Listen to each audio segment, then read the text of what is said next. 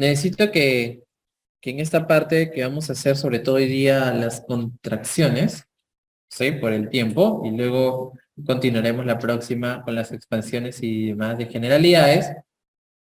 Necesito que estén concentrados porque aquí van a estar de algunos ejemplos y la esencia de del por qué, ¿no? Del proceso. Cuando tenemos en este caso entonces la contracción, ¿ok? Tenemos la contracción aquí. Tenemos que reconocer que el análisis empezaba en dónde? En el líquido extracelular, ¿verdad? Vamos a hacer el trazo aquí.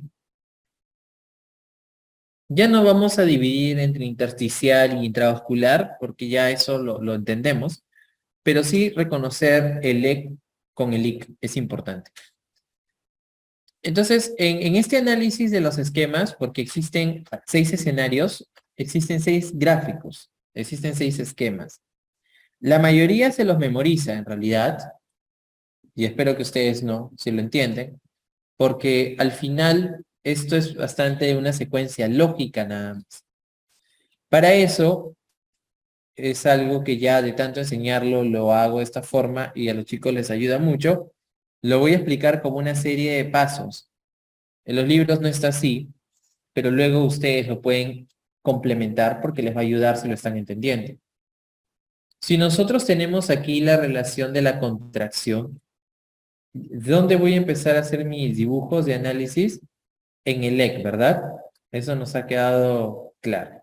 ¿Sí o no? En el EC.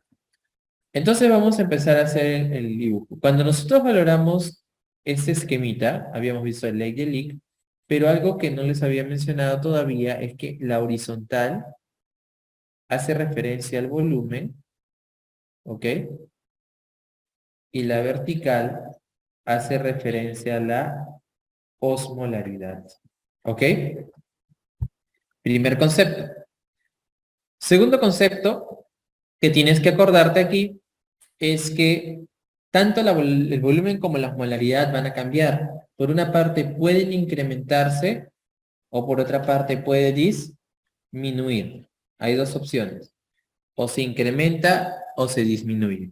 Ya, vamos a ver si se puede cambiar aquí de color para poder hacer el contraste. A ver. Si es que yo, por ejemplo, siempre recuerden que para hacer el gráfico tengo que tener un basal y a partir del basal la alteración, ¿ok? Es decir, el basal siempre es el dibujo madre, en este caso sería este azul. ¿Estamos claros hasta ahí? ¿Sí? Entonces, imagínense que yo empiezo a dibujar líneas punteadas así.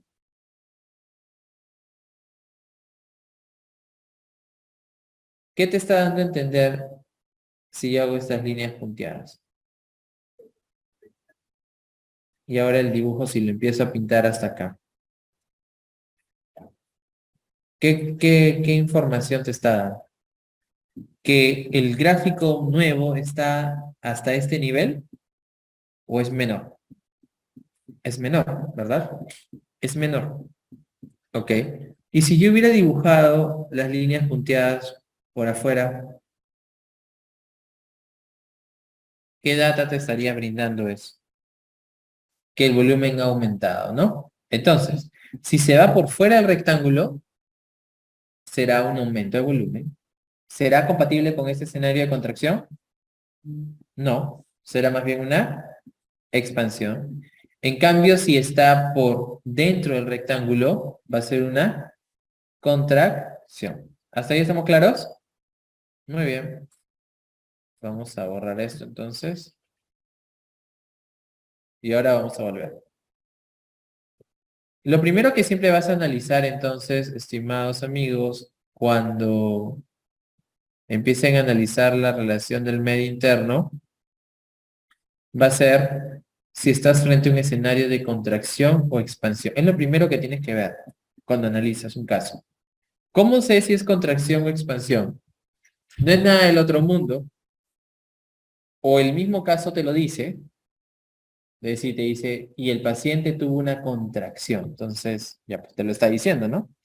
O lo otro son datos clínicos, como lo que les había dicho. Restricción hídrica, deshidratación, todo lo que sea pérdidas, ¿no? Vómitos, diarrea, todo eso que va a ser contracción. Lo primero que haces entonces es buscar en tu historia si estás frente a una contracción o una expansión. Luego de reconocer eso, ¿qué vas a hacer? Calcular la osmolaridad. Entonces vamos a empezar a graficarlo. Nos dan datos de que, bueno, sí ha habido una contracción. Entonces voy dibujando aquí. Contraigo, contraigo, contraigo, contraigo, contraigo. Número 1, determino si es contracción o si es expansión. Siguiente punto. Ya luego de haber reconocido si es contracción o expansión, la fórmula me dice cómo está la osmolaridad. Pero en conclusión, ¿qué es lo que yo estoy valorando con la fórmula? ¿Qué perdí o gané más, verdad?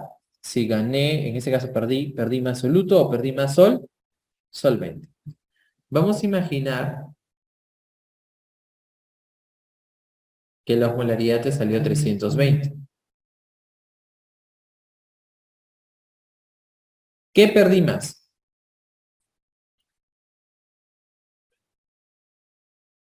Perdí más solvente. Excelente. Y me quedé con más soluto. Muy bien, estamos bien. Ahora, eso ya lo tengo como concepto, la fórmula me dio ese valor, ya sé lo que significa ese número y ahora cómo lo pongo en el dibujo. La osmolaridad, ¿cómo se ve representada? Por la vertical. Entonces, en la osmolaridad que está representada por la vertical, estimados amigos, esta línea tienes que entenderla, si es que llega a esta línea superior, significa que está de 280 a 300, ¿ok? ¿Qué significa 280 a 300 que está entre los parámetros de normalidad? ¿Ok? ¿Está claro? Si tú vas dibujando el cierre de la pérdida y llega a esa línea superior, estamos diciendo que está entre 280 y 300. ¿Ok? Eso está bien la idea ahí. Ahora, en este caso no está en 280 a 300, está en 320, ¿verdad? Porque es un ejemplo, es el número que les he puesto. Entonces, ¿ustedes qué creen? ¿Que debería dibujarlo por encima de esta línea roja que he puesto? ¿Dejarlo ahí que está por debajo? ¿O llegar a este límite?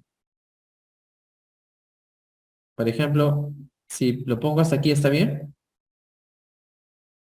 Me quedo aquí, me quedo más abajo. ¿Hasta ahí? No.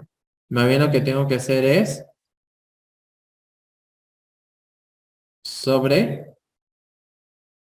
sobrepasarlo, ¿sí o no?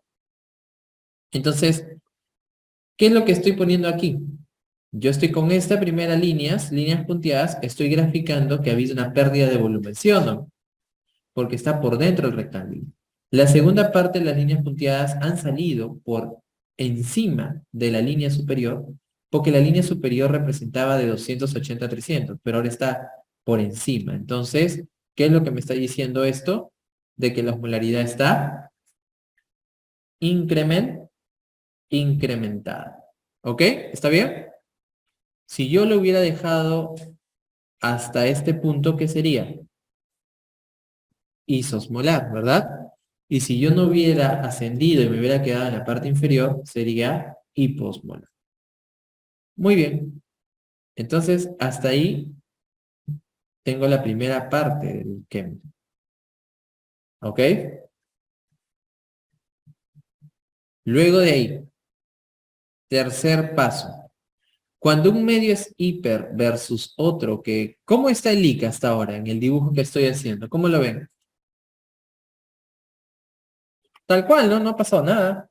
Es decir, su lúteo de solvente debe estar en equilibrio. Entonces, si yo tengo el medio que el EC, ¿cómo está el EC? Hiper, ¿verdad? Y el IC está iso. ¿Qué fenómeno se da cuando un medio es hiper versus otro? ¿Qué fenómeno se da cuando un medio es más concentrado que otro? Se los he dicho hace un ratito. Se crena. Entonces, el agua va así, como le estoy poniendo en la flecha verde, ¿verdadero o falso? ¿El agua va de lic a lec, sí o no? Ok. Paso número 3. Luego de calcular o valorar, mejor dicho, la osmolaridad del lec, tú puedes reconocer qué fenómeno se va a dar por la osmolaridad existente. Hace un rato, en la lámina anterior, vimos que cuando un medio es hiper versus otro, se va a dar un fenómeno de crenación. Entonces, ¿qué le va a dar el IC al EC? Agua. Y por lógica, si le da agua el IC al EC, ¿qué le va a pasar al agua del IC? ¿Va a ganar agua? Si yo te doy agua de mi jarra, ¿qué le va a pasar a mi jarra? Va a perder, ¿verdad? Entonces, ¿qué le va a pasar al volumen del IC? Va a empezar a disminuir. Entonces, si lo dibujo así, ¿está bien? ¿Sí o no? No, porque ahí está aumentando, ¿verdad? Va a empezar a disminuir. Entonces, si lo dibujo así, ¿está bien?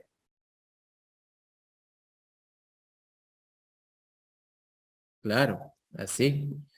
¿Y qué pasa ahora si el agua disminuye en el IC? ¿Qué le va a pasar a su soluto? El volumen es el horizontal. ¿Pero qué le va a pasar al soluto del IC? ¿Qué le va a pasar, muchachos? Estaban en equilibrio, pero ahora el agua se está yendo del IC al EC. ¿Qué le va a pasar al soluto del IC? Va a empezar a concentrarse. Entonces, ¿qué va a pasar? Al final, vemos de que en este mecanismo de compensación, obviamente tendría que ser derecho, sino que esto es por lo del iPad, pero vamos a hacerlo mejor. Ahí está derechito. Estamos viendo que el nuevo gráfico es todo lo que estoy pintando de naranja. Es el nuevo gráfico de compensación. ¿Qué es lo que te está dando a entender este esquema? Que he perdido volumen, ¿verdad? A predominio de solvente, repercutiendo en que en el LEC se concentre más, generando una hiperosmolaridad, y cuando un medio es hiper respecto a otro, se da un fenómeno de crenación. Al quitarle agua, ¿qué le va a pasar al LIC? Pierde agua, que es volumen, y el soluto se concentra. Y ese escenario se llama contracción hiperosmolar. Así es el dibujo de la contracción hiperosmolar. Es un rectángulo que se contraen los volúmenes y la osmolaridad aumenta. Ahora, este es un proceso dinámico. Una vez en la universidad me dijeron, doctor, pero si el agua se va del LIC al LEC, el agua del LEC aumenta, entonces tendría que dibujarlo un poquito más hacia la derecha nuevamente. Claro, porque es un proceso dinámico. Pero este es un proceso de compensación. Porque cuando este fenómeno se da, ¿qué les dije que iba a pasar? La hormona antidiurética se va a empezar a secretar. ¿Y qué va a hacer la hormona antidiurética? Reabsorber agua, ¿para qué? Para diluir el LEC. Entonces, es un proceso dinámico, no es estático, que favorece una compensación entre el líquido intra y el líquido extracelular. Vamos a poner un ejemplo. En el ejemplo de la persona, entonces, en el libro de Constanzo van a ver el ejemplo de la restricción hídrica. ¿Ok? Yo pierdo volumen, ahí está una gota de sudor. El sudor es hiposmolar. ¿Ok? Igual que la saliva, por si acaso. La saliva es hiposmolar. ¿Ah? El sudor es hiposmolar. ¿Qué significa si les digo que el sudor es hiposmolar? ¿Tiene más agua o más solutos? Más solvente. Doctor, pero yo lo he probado y es salada. Sí, pero tiene más agua. ¿Sí? Tiene más solvente. Entonces, esa agua que está perdiendo, ¿de dónde está viniendo? ¿Del LEC o del IC? del LEC. Tú has dicho, primera pérdida siempre es el LEC. Entonces, si yo pierdo agua del LEC, ¿qué le va a pasar al soluto del LEC?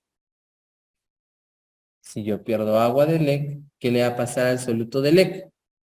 Se va a concentrar, va a aumentar. Por eso empieza así, pues. Pierdo, se concentra. Y luego, para compensar el organismo, ¿qué hace el LEC? Le da agua, se da un fenómeno de ósmosis, de crenación, con la finalidad, ¿qué es lo que está buscando? No es que el LEC se quiera, de alguna manera perjudicar, sino que le quiere dar agua para diluir, ¿verdad? Pero ¿qué pasa si sigues perdiendo y no con, compensas la pérdida? Por más que exista un proceso de homeostasis desde el punto de vista fisiológico, tu cuerpo no va a poder más, pues, ¿no? Y ahí es donde desaparece la enfermedad. ¿Está bien? Pues eso, entre una pérdida, siempre ustedes habrán escuchado, si yo pierdo X, debo de reponer X, ¿sí o no? Sobre todo en los pequeñines y en los pacientes gerontos, donde la compensación del medio interno es mucho más lábil, se descompensan con mayor facilidad. ¿Está claro esto? ¿Este dibujo? Vamos a ver si es cierto. Siguiente, vamos a ver.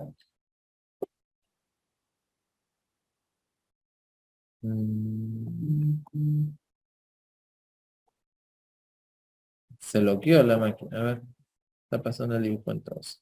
A ver. Ya.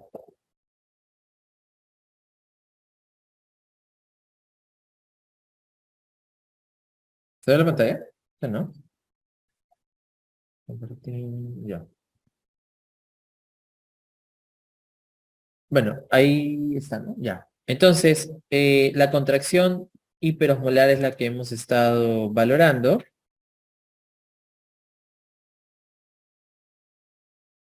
Ya, entiendo. Ya. Ahora, el siguiente escenario es la contracción ahora hipoosmolar, ¿ok? Para que sea hiposmolar, te tengo que dar datos de pérdida, igual, de la misma manera, pero ahora ya no va a ser 320, pues no va a ser 280 300, tendría que ser menor de 280. Ok, vamos a poner ejemplo 2. Ahora vamos a decir que es 260, ¿ok? ¿Está bien? ¿Sí? No sé, en sus diapositivas ¿les ha venido 3 rectángulos o uno ahí? ¿Uno de contracción?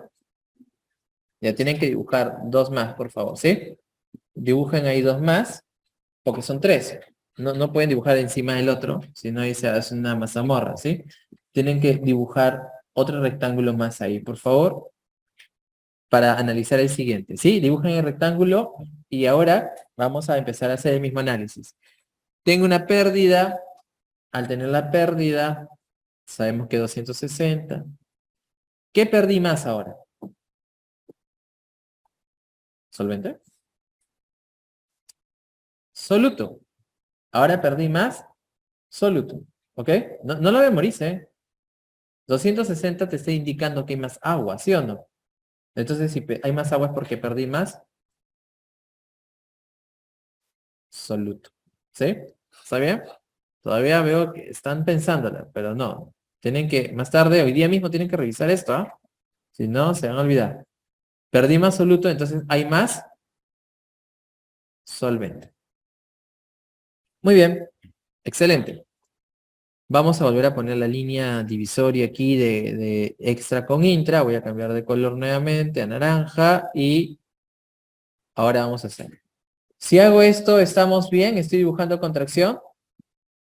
¿Sí o no? ¿Sí? Pero no escucho todo, ¿sí o no? Sí, muy bien. Sí. Ok, voy a seguir, voy a seguir, voy a seguir y lo voy a dejar aquí. ¿Les parece correcto si lo dejo ahí? Las líneas punteadas. Primero uno es así. O debería ser esto. O debería ser así. Que ahora es hiposmolar. Debería ser esto. ¿Qué opinan? ¿Debería hacer eso? No. Nunca van a hacer esto, ¿ok? Al irte hacia abajo, te estás yendo al inframundo, ¿ok? Porque eso no existe. No, no te vas a ir abajo, porque eso no existe. ¿Ya? Eso no es compatible. Pero a veces, cuando las pedía dibujar, me dibujaban así. No, no existe. El hiposmolar, si estamos diciendo que la línea aquí significaba de 280 a 300, ¿verdad? Entonces sí, es cierto, vamos a perder, vamos a perder, vamos a perder, vamos a perder, pero la diferencia es que ya no va a llegar. Doctor, ¿lo puedo dibujar más próximo, más abajo? Eso no es tan relevante. Si quisieran hacer un diagrama mucho más específico con números, obviamente las líneas estarían en un lugar más preciso. Pero la idea es de que no puede llegar a esa línea y tampoco se puede ir por debajo hacia lo que no es compatible. ¿Ok? ¿Está bien? Doctor, yo le dibujo un poquito más arriba. No hay problema. La cosa es que no llegue a la línea de 280. ¿Está bien? Muy bien. Ahora estamos en la mitad ya del proceso. ¿Qué pasa cuando un medio es hipo respecto al otro ahora? ¿Qué fenómeno se da? Podría haber lisis, pero el paso del incremento del volumen. Entonces, ¿de dónde a dónde ahora irá el agua? ¿Dónde hay más agua ahora? ¿A dónde va a ir el agua? Al líquido. Muy bien. Entonces, la flecha ahora sería así, ¿verdadero o falso?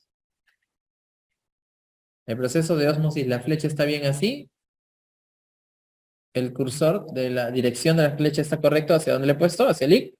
¿O es al revés? Es así, ¿verdad? Entonces, paso número 3. Ahora en el IC, ¿cómo es el IC ahorita en el dibujo? ¿Cómo lo ven? Está normal, ¿no? No ha habido ningún cambio, no ha habido ninguna ganancia, ni una pérdida, todo está OK. ¿Qué va a pasar ahora con el volumen del IC? Va a aumentar. ¿Está bien si lo dibujo así? ¿Hacia afuera el rectángulo? ¿O debería dibujarlo por dentro del rectángulo? Por fuera porque está aumentando. Muy bien. Pero ¿qué va a pasar ahora si hay más agua en el lic, disculpen? ¿Qué va a pasar con el soluto? Lo va a empezar a diluir. Entonces, ¿qué va a suceder? ¿Podré dibujar las líneas punteadas hacia arriba? No. ¿Llegarán hasta el borde? No. Va a empezar a diluirse.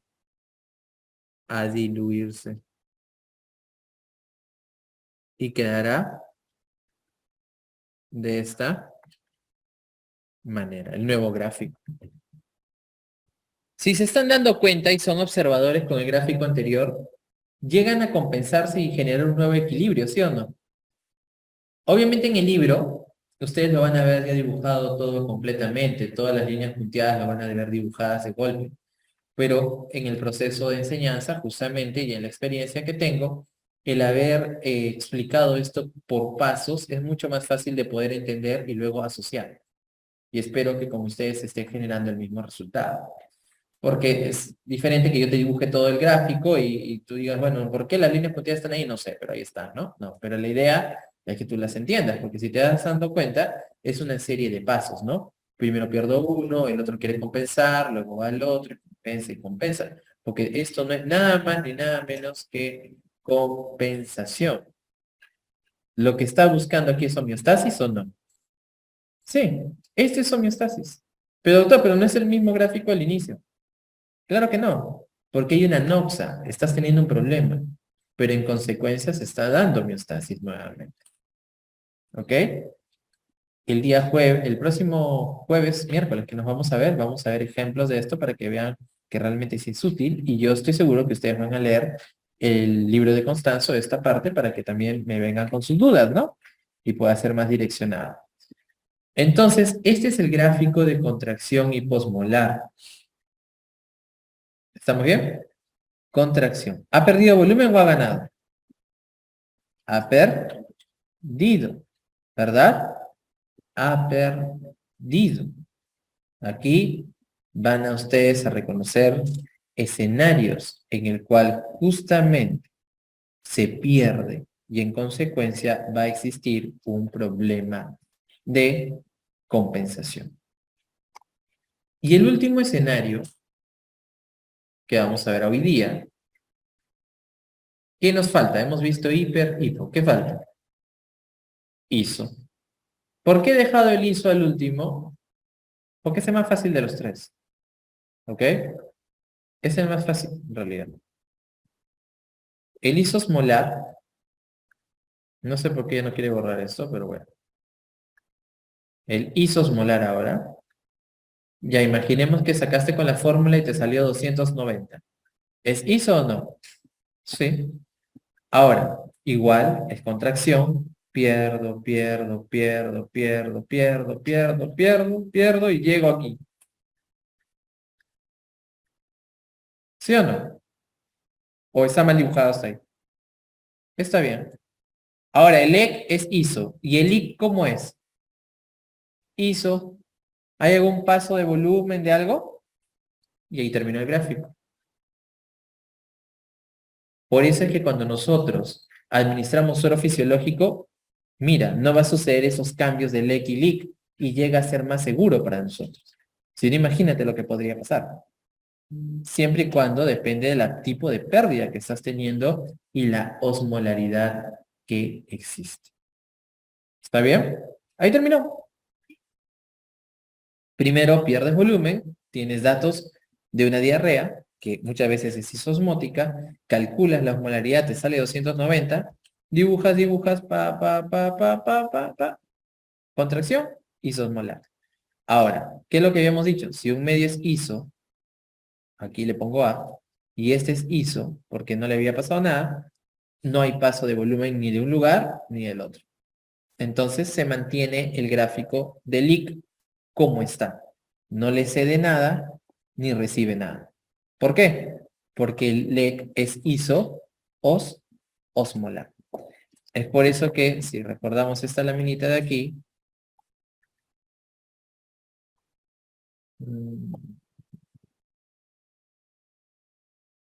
aquí, mire, ¿qué pasaba aquí? Cuando es hiposmótico, lo que hemos visto, del agua va del LEC al IC, ¿sí o no? En el hiperosmótico que vimos primero, el agua va al revés, porque en el primero había más soluto fuera. Pero miren en isosmótico, ¿qué le pasa? Nada, se queda tal cual. Por eso que el gráfico llega a ser mucho más simple, ¿no? Llega a ser un poquito más sencillo de entender. Pero a pesar de ser el más sencillo, es el que genera más confusión y siento que eso es lo que te está generando, porque tú dices, si pierdes, ¿cómo va a estar igual? ¿No? Pero es que estás perdiendo en la misma proporción. Y el cambio del volumen va relacionado a la osmolaridad. Por eso que en el EC sí hay una alteración en el volumen, pero la osmolaridad al preservarse no repercute en el volumen del IC. Esa es la razón. Porque el volumen del IC solamente cambiaría si es hiper o si es hipoosmótico. Pero es cierto, es la confusión que te está dando, yo entiendo que va por ahí porque es lo que también ya en el tiempo que vengo enseñando esto me han dicho, ¿no? Pero doctor, pues si está perdiendo, no entiendo por qué. Si está perdiendo, porque está igual. Porque estamos valorando dos variables. Por una parte es la osmolaridad, pero por otra parte es el volumen. Y el volumen se ve el manifiesto del cambio gracias justamente a la osmolaridad. Porque el agua irá del lugar donde hay más hacia donde hay menos en relación al soluto. Para diluir. ¿Ok? Muy bien, amigos. Lo vamos a dejar ahí el día de hoy. Vamos a continuar la próxima sesión. ¿Qué tal les ha parecido? ¿Muy difícil? ¿Ah? Más o menos. Algunos han quedado petrificados, no lo sé. ¿Todo bien? ¿Sí? Ya. No sé si hay alguna duda también por el chat, si hay alguna pregunta que tengan. Igual, cualquier duda adicional, hasta que esté habilitado los correos y todo, me pueden,